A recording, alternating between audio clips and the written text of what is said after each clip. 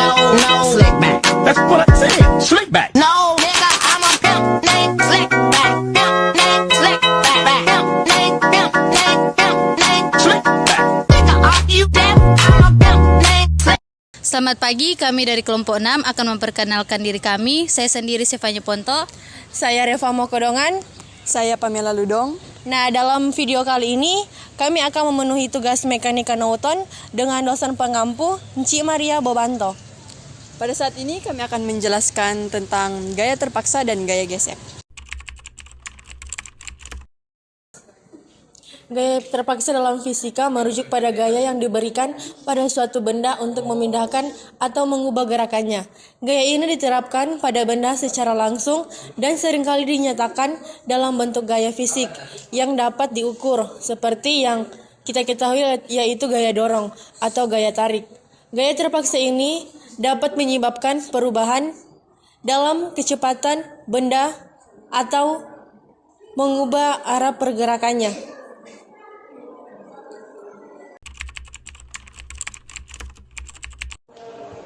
Gaya terpaksa diterapkan pada benda yang seringkali dinyatakan dalam bentuk gaya fisik.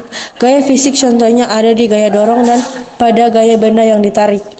Pada gaya benda yang didorong contohnya meja atau kursi saat benda yang didorong, dan ada juga pada benda yang ditarik.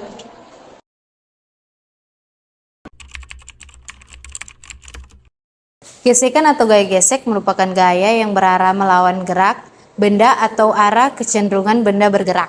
Gaya gesek diakibatkan oleh dua benda yang permukaannya saling bersentuhan. Sentuhan suatu benda dengan lintasannya ini membuat gesekan yang akhirnya menyebabkan benda bergerak. Contohnya ada gaya gesek di permukaan kasar dan gaya gesek di permukaan halus, di mana gaya gesek di permukaan kasar berbeda dengan gaya gesek di permukaan halus. Kalau semakin kasar permukaan suatu benda, maka gaya geseknya juga akan semakin besar. Hal ini karena gerakan benda semakin terhambat karena gaya gesekan semakin besar. Sebaliknya, kalau permukaan benda tersebut halus, maka gaya gesek yang terjadi akan semakin kecil.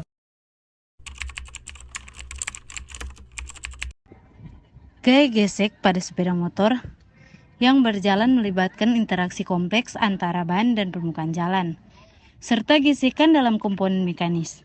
Saat sepeda motor bergerak, ban mengalami gaya gesek yang melibatkan kombinasi gesekan statis dan kinetik dengan jalan.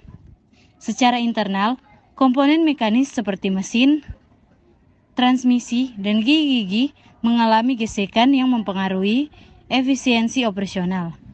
Faktor-faktor seperti kondisi jalan dan kehalusan ban juga berperan dalam menentukan gaya gesek secara keseluruhan. Keseluruhan gaya gesek ini mempengaruhi kinerja sepeda motor, memerlukan penyesuaian agar sepeda motor dapat bergerak dengan efisien dan aman.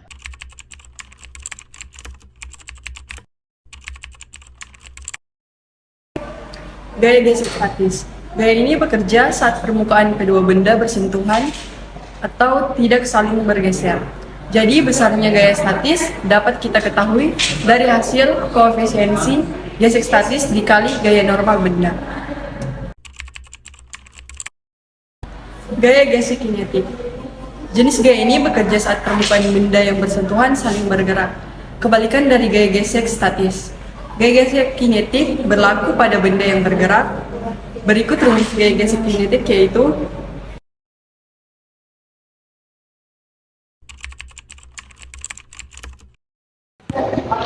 gaya gesek kinetik terjadi ketika dua permukaan relatif bergerak satu sama lain.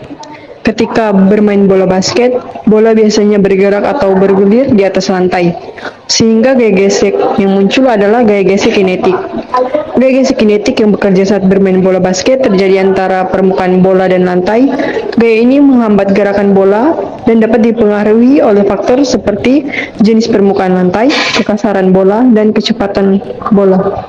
Sekian materi dari kelompok kami, semoga bermanfaat. Terima kasih. Bye.